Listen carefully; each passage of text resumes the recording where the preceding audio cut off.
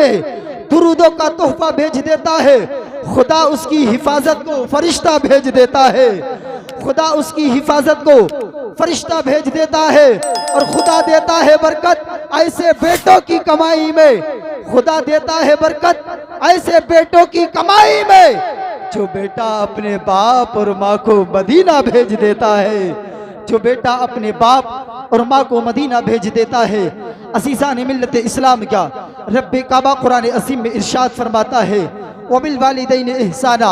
असीसान मिल्लत इस्लाम क्या रब्बे काबा ने ऐलान फरमाया, और लोगों अपने वालिदैन के साथ हुस्न सलूक अच्छे बर्ताव के साथ पेश आया करो। असीसान मिल्लत इस्लाम क्या आज हर एक इंसान, मैं किसी को टारगेट बना करके कुछ बातें नहीं अर्ज करूंगा, बल्कि मैं ये चाहूंगा असीसान मिल्लत इस्लाम क्या जो बातें यहाँ पर कही जाएं उन पर मुकम्मल तौर पर अमल किया जाए। असीसान मिल्लत इस्लाम क्या आज हर एक इंसान अपने गिरेबा में झांक करके देखे कि वो अपने वालिदैन के साथ किस अंदाज में पेश आता है, उसका तौर और तरीका क्या है, किस अंदाज में वो गुफ्तगू करता है, किस अंदाज में उनके साथ रहन सहन का बर्ताव करता है। असीज़ान मिल्लत इस्लाम क्या बताना चाहता हूँ, इस मजमे से पैगाम लेकर के उठ करके जाना और जा करके अल्लाह अकबर। असीज़ान मिल्लत इस्लाम क्या उन तमाम बातों को अमली जामा पहनाना, इस बुनियाद पर के आज इंसान यहाँ से उठता है, उठने के बाद तमाम रातें जो है उलामा मुकर्रिरीन हजरात जो है वालिदीन की फरमाबरदारी के ताल्लुक से, अल्लाह अकबर नमाजों के ताल्लुक से, कुरान मुक़द्दसा के ताल्लुक से लोग समझाते जा रहे हैं। एक हम है कि हम इग्नोर मारते जा रहे हैं। मैं बताना चाहता हूँ लोगों, कौन कहता है, किसी के ये जहन होता है कि हमारे वालिदैन हमारे माँ बाप हमसे सिर्फ एक चीज़ की तवक्को रखते हैं, एक चीज़ की ख्वाहिश रखते हैं, वो क्या है कि वो हमारी कमाई है, हमसे कमाई की तवक्को रखते हैं, हमसे पैसे की तवक्को रखते हैं। नादान, मैं बताना चाहता हूँ किसी के वालिदैन अपनी औलाद से जो है पैसे की तवक्को नहीं रखते। लालच और तमा उनके लिए ये नहीं होता कि ये बच्चा हमें दौलत दे दे, ये बच्चा हमें पैसा दे दे, बल्कि अगर अपने बच्चों से उनके लिए कोई तवक्को होती है, अपने बच्चों से अपने बेटों से अगर कोई उम्मीद होती है, लोगों उनको कोई उम्मीद ये नहीं होती, बल्कि वालिदैन को सबसे प्यारी अपने बेटों से जो उम्मीदें हुआ करती हैं, मेरा बेटा बाहर से चल के आए, मेरी चारपाई के कने आकर के बैठ जाए, चंद मिनट मुझसे पूछे, मेरी जिंदगी के हालात मुझसे पूछे, मेरे हालात मुझसे पूछे, और इसी में जो है वालिदैन खुश हो जाया करते हैं। अजीज़ान मिल्लत इस्लाम क्या तुम नोट करके देखना, खालिद रजा संभली की इस बात को दिल पे लिख करके ले जाना। तुम बाहर प्रदेश में कमाते हो, प्रदेश कमाने के बाद तुमने देखा होगा एक मर्तबा बहन को फोन करोगे फरमाइश रख देगी, भाई को फोन करोगे फरमाइश रख देगी, अहलिया को फोन करोगे फरमाइश रख देगी, लेकिन उसी वक्त में किसी घर के एक फर्द से ये कहना कि माँ से बात करा दो, माँ से बात करा दो, जिस वक्त में तुम्हारी माँ का फोन तुम पर बात कर रही होगी। अल्लाह अकबर, तुम कहना अम्मी जान बताओ तुम्हें क्या पसंद है, अम्मी जान बताओ तुम क्या खाना पसंद करोगी। लेकिन मैं जिम्मेदारी के साथ ऐलान करना चाहता हूँ, वो माँ उधर से जवाब देती है, ए मेरे लख्ते जिगर, ए मेरे नूरे नजर, ए मेरे बेटा, मुझे तुझसे किसी खाने की, किसी लजीज फल की तवक्को नहीं है। ए मेरे बेटे, तेरा सफर आसान हो जाए और घर तक तू आ जाए, मैं तेरे चेहरे का दीदार कर लूं। समझ रहे हैं आप लोग? जरा लहक के बोले सुभान अल्लाह।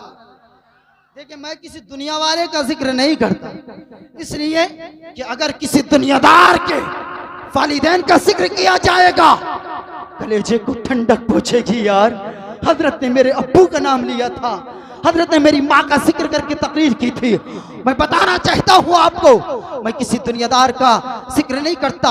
आओ यार, जाने कायनात मुस्तफ़ा जाने रहमत शमे बस में हिदायत जनाबे सैयदा आमीना रज़ियल्लाहु ताला अन्हा का जिक्र कर लेते हैं और लहक के बोलो सुभान अल्लाह। नबी की अम्मी के जिक्र के नाम पे बोलो या रसूल अल्लाह।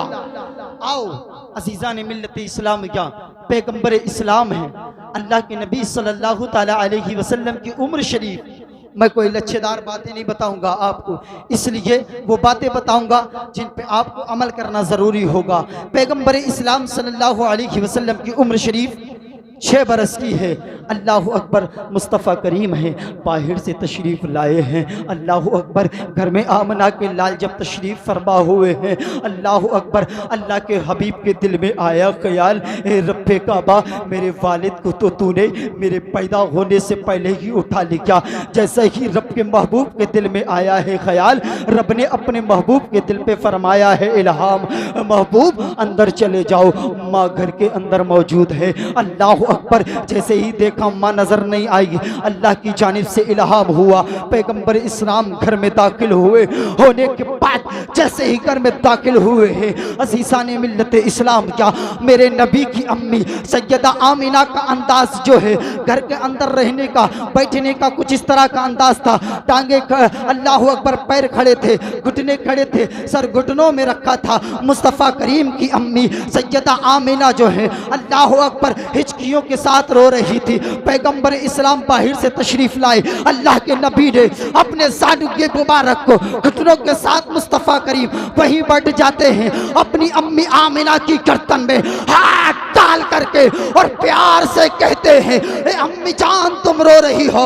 अल्लाह अकबर, जो सर्द आंसू थे वो आहो पुकार में उठ निकल गए हैं। इस अंदाज में मेरे मुस्तफ़ा इस वक्त में रोए हैं। मुस्तफ़ा करीम की 6 बरस की उम्र है और कहते हैं, ए अम्मी जान तुम रो रही हो। और लहरे के गजोर मुसलमानों, कान खोल करके सुनो, अगर कोई दुनिया का इंसान अगर रोता है, अगर कोई इंसान पीछे से आकर के अल्लाह अकबर दस्ते शफकत रखते और मोहब्बत से ये बात अर्ज करते, ए भाई तुम रो रहे हो या भाई बहन तुम रो रही हो, उनके दिल में ख्याल आ जाता है, यार कोई हमारा हमदर्द आ गया है, कोई पुरसाने हाल आ गया है, कोई हमारी मदद करने वाला आ गया है। जैसे अल्लाह के नबी ने कहा, अम्मी जान तुम रो रही हो, अल्लाह अकबर, मुस्तफ़ा करीम ने इतना कहा था, सैयदा ने और तेज आवाज में रोना शुरू कर दिया।